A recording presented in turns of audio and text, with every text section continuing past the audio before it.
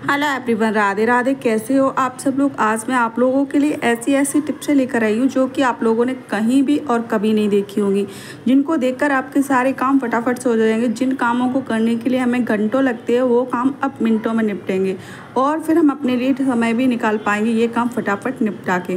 तो अगर आप लोगों को मेरी टिप्स अच्छी लगती हैं तो प्लीज़ चैनल को सब्सक्राइब कर दीजिए, एक लाइक कर दीजिए और कमेंट करके ज़रूर बताना कि आपको मेरी कौन सी टिप्स अच्छी लगती है। तो चलिए स्टार्ट कर लेते हैं। जो हमारी पहली किचन टिप्स है वो है इस तरीके की लौकी को छीलने को लेकर। तो क्या होता है फ्रेंड, जब हम लौकी को इस तरीके से चाकू से या फिर पिलर से छीलते हैं ना तो लौकी सही से नहीं छिलती है। लौकी छीलने का भी एक सही तरीका होता है जो कि गांव की औरतें पहले उसी तरीके को यूज़ करती थी। अगर हम पिलर से इसको छीलते हैं ना तो इसका बहुत ज़्यादा मोटा छिलका निकलता है। इससे क्या होता है कि लौकी का काफ़ी हद तक हिस्सा इसके छिलके में चला जाता है। तो आप एक काम करिएगा, बिल्कुल भी ना तो चाकू से छीलना है, ना ही पिलर से छीलना है, ना ही किसी और से छीलना। मैं आप लोगों को बता दी हूँ कि आखिर इससे छीलना किससे। तो मैं इस तरीके की चम्मच से छीलती हूँ, जो बड़ा वाला जो पतला किनोरी वाला चम्मच होता है ना, बड़ा इस तरीके से चमचा बोलते हैं हमारे यहाँ इसको। तो इससे हम इसको छीलेंगे इस तरीके से, बहुत इजीली छिल जाता है। और इसका छिलका आप जब देखोगे ना तो बिल्कुल पतला पतला छिलका निकलेगा। क्या होता है, बहुत सारी सब्जियां ऐसी होती हैं जिनमें हरी सब्जियों में प्रोटीन तो होती है लेकिन उनके छिलकों में ज़्यादा प्रोटीन होती है। तो अब हम हल्का हल्का छिलका इसका निकाल के फिर इसके पूरा प्रोटीन का यूज़ कर सकते हैं। तो आप इसको पिलर से ना छीलिए, ना ही इसको चाकू से छीलिए। आप इस तरीके से छील के आप सब्जी बनाइए। बिल्कुल हल्का हल्का सा छिलका ही छिलता, ज़्यादा नहीं छिलता। चलिए आप लोगों को छिलका दिखाते हैं पास से, तो आप लोग को पता चल जाएगा कि मैं क्या कह रही हूँ। ये देख लीजिए कितना बढ़िया लौकी छिलके तैयार हुआ है। और आप लोग छिलका भी देख लीजिए, बिल्कुल भी मोटा नहीं है, बिल्कुल भी। ये देख लीजिए गूदा इसमें बिल्कुल भी नहीं है और एकदम बस छिलका ही छिलका है, कुछ नहीं।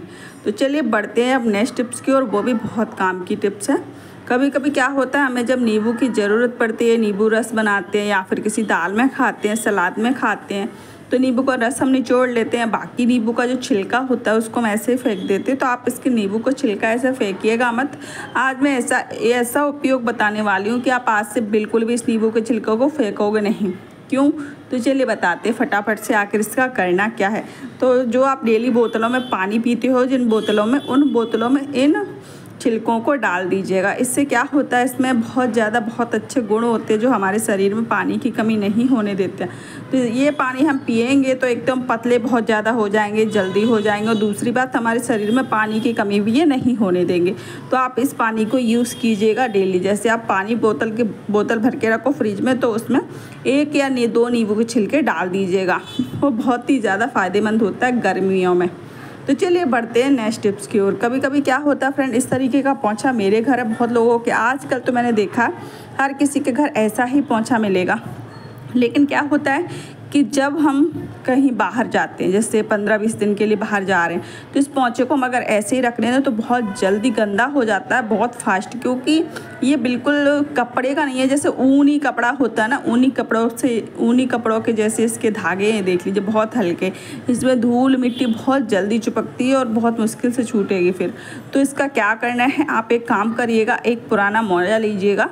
मतलब क्योंकि घरे जो फटे हुए मोजे तो पड़े ही रहते हैं घर में, तो आप एक काम करिएगा, इस तरीके से पुराने मोजे लीजिएगा और खूब अच्छे तरीके से इसको पहना दीजिए। ये देख लीजिए इस तरीके से, जैसे मैं आप लोगों को बता रही हूँ बिल्कुल वैसा ही करना है। इस तरीके से पहना दीजिए इसको।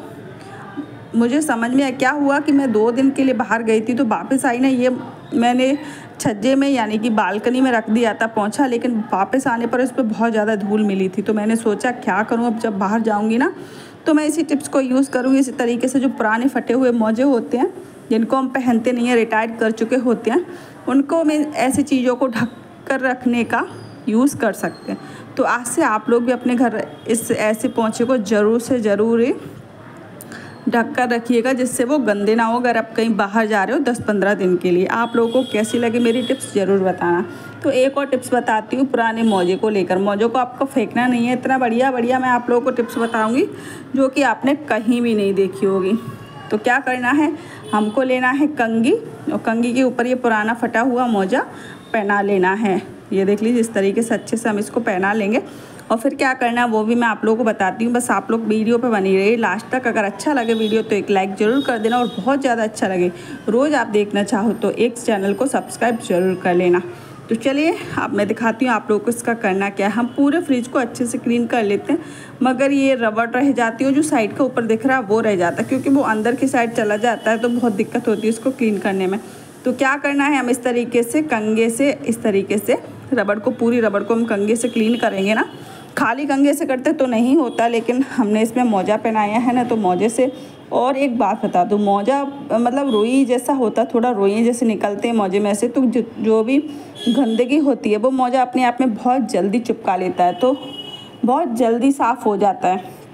ये देख लीजिए, इस तरीके से आप इसका यूज़ कर सकते हो पूरे फ्रिज को क्लीन करने के लिए, टीवी को क्लीन करने के लिए, कोई भी कांच की टेबल हो, घड़ी हो, पंखा हो, कोई भी चीज़ आप इस तरीके से क्लीन कर सकते हो मोजे को लेकर, और इस तरीके के पुराने कंघे को यूज़ करके। ये देख लीजिए, अच्छे से मैं नीचे तक रबड़ को पहुँच के कर देती हूँ क्लीन। तो बताना आप लोगों को कैसी लगी हमारी टिप्स, और मैं बढ़ती हूँ नेक्स्ट टिप्स की, और वो भी बहुत कमाल की टिप्स है। तो ये देख लीजिए फ्रेंड, ये है मेरे पास पुरानी नेल पेंट।